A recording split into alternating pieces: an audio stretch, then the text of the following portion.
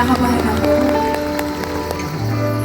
You know, but this song, I don't exactly remember where I first heard it, but I distinctly remember my husband, boyfriend ko pa siya dati, may pinakita siya sa aking video.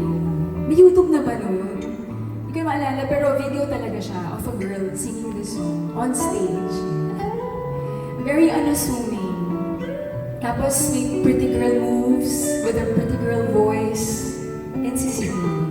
So sabi ko, nakakatuwa naman to see someone who loves singing and she emulates na talagang makikita mo how much she loves performing on stage. Parang nahihiya pa siya ng time na yun. But she grew into it. Ito nyo naman, diba?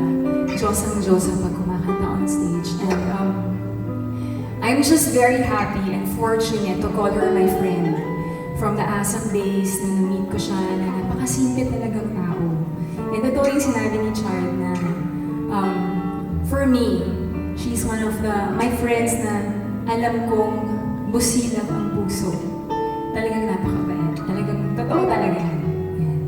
And marami na kami pinadaanan, marami na kami mga sikretong shinare sa isa't isa.